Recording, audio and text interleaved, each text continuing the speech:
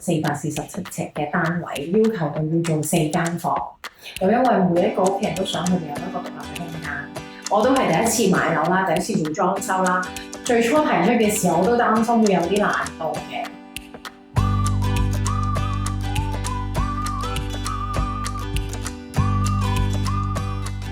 Hello，Joanne，我哋今日好開心就嚟到你個新居啦。我記得初開始嘅時候咧，我哋喺呢個單位嘅擺位上面係有啲要求同難度嘅。係嘅，因為呢個係一個447尺嘅單位啦。咁但係咧，我就要求佢要做4間房。咁因為每一個屋企人都想佢哋有一個獨立嘅空間。咁所以係我最初提出嘅時候，我都擔心會有啲難度嘅。咁但係今次咧做咗出嚟之後咧，其實係真係無論小朋友啦，我同我先生啦，同埋咧老人家咧都滿意而家佢哋本身間房裏面嗰個空間啊，咁佢哋都覺得好好。咁同埋就算我哋而家裝修咗，即係有4間房啦，咁但係其實個廳咧我哋都覺得好滿意，都仲有好多空間可以整嘅。咁你對於而家搬咗入嚟住之後有啲咩對啲家私啊、裝修啊有啲咩睇法？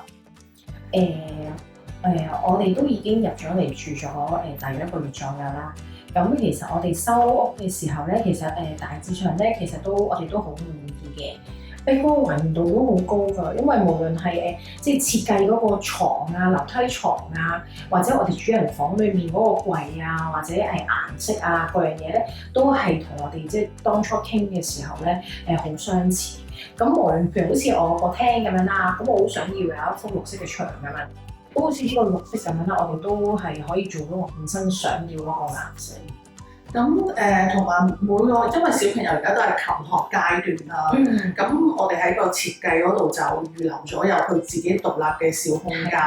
咁佢本身對於書台啊，同埋佢啲儲物量嗰度咧，符唔符合到佢哋心目中嘅要求？其實佢哋都 OK 㗎，因為其實我哋每一間房咧都小朋友咧係有3隻床啦，有衣櫃啦，同埋有佢哋嘅儲物空間。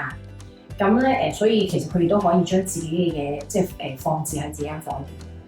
同埋仔仔間房係特別設計㗎，佢個梯係同以往嘅做法唔同，佢呢個梯係收咗入去。咁我頭先有見到佢咧，佢攞出嚟同埋收入去都好方便。佢對呢個設計滿意。即係尤其是男仔啦，咁佢都冇乜所謂，即係唔係一定要緊死一個梯嘅。佢覺得而家咁樣咧，佢仲會方便啲，或者佢自己都中意咁做。對於我哋公司成個服務嘅過程裏面咧，有冇咩滿意或者唔滿意嘅事情？我自己其實我當初我都係喺 Facebook 自己睇，見到其中你哋有一個單位嘅設計好靚嘅，咁所以我就咧WhatsApp 問你哋嘅，即係諮詢下你哋嘅價錢啊嗰啲咁樣，咁跟住就再約我喺同事嗰度傾啦。咁好好嘅，咁你哋因為我都係第一次買樓啦，第一次做裝修啦，咁但係咧你哋會不停提我依個部分會開始要做啲乜嘢嘅安排啊，咁所以你哋都會提咗我好多咁樣咯。咁我有啲唔明，或者我突然間見到人哋個設計係咁喎，咁樣即刻問你哋嘅時候，你哋都可以解答到我，譬如我單位係咪唔適合用呢個設計咧？咁佢當有朋友問我嘅時候，咁我都俾佢哋睇你哋俾我嘅圖啊，設計出嚟嘅圖啊。咁我話其實都好滿意嘅。咁同埋你哋佢報價嗰樣嘢都好清晰嘅。咁所以我都推介俾佢哋。